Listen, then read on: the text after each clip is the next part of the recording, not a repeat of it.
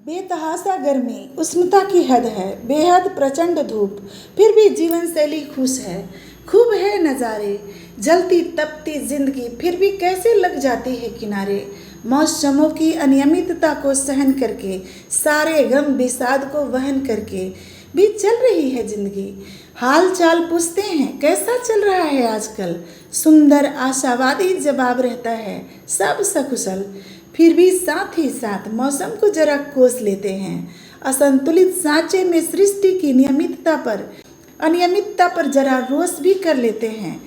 कैसा सूखा मौसम है, आग बरस रहा है, कहीं बूंदों का हाहाकार तो कहीं मूसलाधार मेघ बरस रहा है।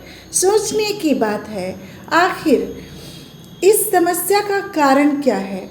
जल का स्तर इन दिनों काफ़ी गिर चुका है। रक्सौल व आसपास के क्षेत्रों में जल के लिए हाहाकार मचा हुआ है।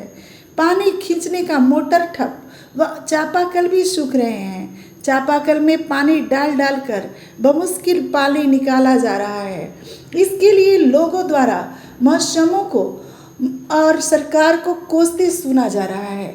दरअसल जन कल्याण के मद्देनज़र प्रदेश सरकार के उसके फर्ज को याद दिलाना बिल्कुल सही है।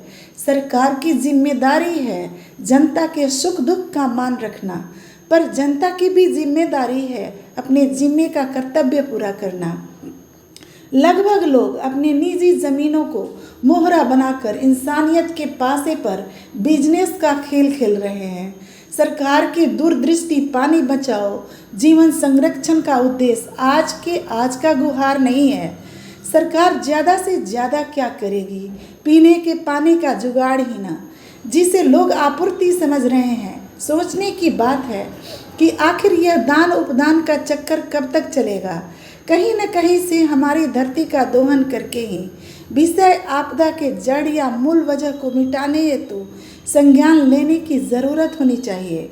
दरअसल गांव या शहर यानी पूरे समाज में पीने के जल का दुरुपयोग बड़े मापदंड पर धड़ल्ले से हो रहा है। बीघे का बीघा जमीन मत्स्य पालन के नाम पर खोदा गया है।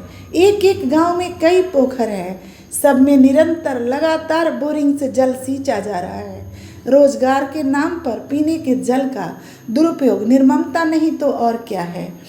सावन भादो बरसात के मौसम के लिए प्रसिद्ध है, पर मौसमों के संतुलित भावार्थ को इंसानियत का ग्रहण लग चुका है। फिर भी इंसान की चेतना प्रकृति को लूटने से बाज कहाँ आती है। जो प्रत्यक्ष दृष्टा है उसे विषय से मतलब ही नहीं। दरअसल पानी सिर्फ तत्कालीन वर्तमान की ज़रूरत नहीं है, ये रोज़मर्रे की ज़रूरत है। प्राणवायु की तरह विविध घोषणा के बावजूद लोग बड़ी निर्लज्जता से पेड़ पौधों के लिए बगैर जमीन छोड़े अट्टालिकाएं दर अट्टालिकाएं खड़ी कर रहे हैं। शुद्ध पानी के अभाव में आरओ लगाकर पानी छनन में जल की बर्बादी होना तो आम बात है। पानी की समस्या को मिटाने के लिए सबको पानी की अनावश्यक उपयोगिता पर ध्यान देना होगा। पानी के लीकेज की समस्या पर भी गौरतलब निगाहें डालना होगा।